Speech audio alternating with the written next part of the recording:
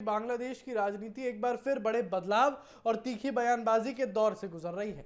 देश की पूर्व प्रधानमंत्री शेख हसीना, जो वर्तमान में भारत में निर्वासन में रह रही हैं, उन्होंने एक बार फिर अपने राजनीतिक भविष्य और बांग्लादेश वापसी को लेकर बड़ा बयान दिया है।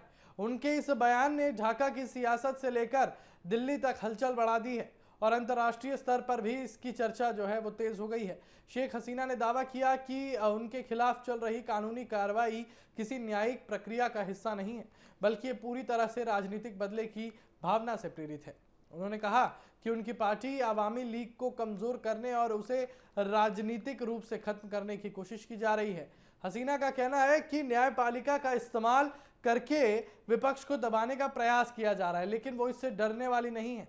अपने बयान में हसीना ने यह भी कहा कि वो मौत से नहीं डरती और बांग्लादेश लौटने का उनका संकल्प मजबूत है। उन्होंने यह भी दावा किया कि देश भर में अवामी लीग के समर्थन में अभी भी बड़ी संख्या में लोग मौजूद हैं और कई स्थानों पर रैलियां भी निकाली जा रही हैं। उनके अनुसार जनता का एक बड़ा वर्ग अभी भी उनकी पार्टी के साथ खड़ा है, जिसे दबाने की कोशिश की जा रही है। और शेख हसीना ने बांग्लादेश के मौजूदा राजनीतिक हालात पर भी गंभीर सवाल उठाए। उन्होंने कहा कि 2024 के बाद देश में जिस तरह की घटनाएं हुई हैं, उसने लोकतांत्रिक व्यवस्था को कमजोर कर दिया है। उन्होंने आरोप लगाया कि स्वतंत्रता संग्राम की विरासत और उसके प्रतीकों को निशाना बनाया जा रहा है, जिससे देश की मूल पहचान पर असर पड़ रहा है। और अल्पसंख्यकों की स्थिति पर चिंता जताते हुए हसीना ने कहा कि हिंदू, बौद्ध, ईसाई और अन्य समुदायों की सुरक्षा को लेकर गंभीर सवाल खड़े हो गए हैं। और उन्होंने ये भी दावा किया कि कई जगहों पर धार्मिक स्थलों और सांस्कृतिक प्रतीकों पर हमले की घटनाएं सामने आई हैं, जिससे सामाजिक तनाव बढ़ा है। उनके अनुसार यह स्थिति बांग्लादेश की एकता और शांति के लिए खतरा बन सकती है। भारत में अपने निर्वासन जीवन पर बात करते हुए शेख हसीना ने कहा कि भले ही वो अपने देश से दूर है, लेकिन उनका दिल हमेशा बांग्लादेश के साथ जुड़ा हुआ है। उन्होंने कहा कि वो लगातार अपने नेताओं और कार्यकर्ताओं के संपर्क में है और देश की स्थिति पर नजर बनाए हुए हैं।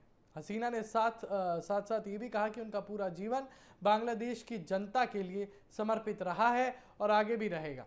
और इधर बांग्लादेश की राजनीति में एक तरीके से हालात तेजी से बदल रहे हैं।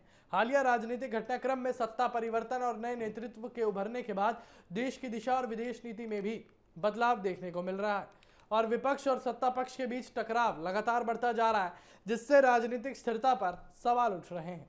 विशेषज्ञों का मानना है कि शेख हसीना का यह बयान केवल राजनीतिक संदेश नहीं, बल्कि भविष्य की रणनीति का हिस्सा भी हो सकता है। उनका यह दावा कि वो जल्द वापसी करेंगी बांग्लादेश की राजनीति में नए संघर्ष और नई बहस को जन्म दे सकता है। फिलहाल शेख हसीना के इस बयान ने एक बार फिर बांग्लादेश की राजनीति को अंतर्राष्ट्रीय चर्चा के केंद्र में ला दिया है और आने वाले समय में देखना दिलचस्प होगा कि उनकी वापसी की संभावना कितनी मजबूत होती है और देश की राजनीति किस दिशा में आगे बढ़ती है।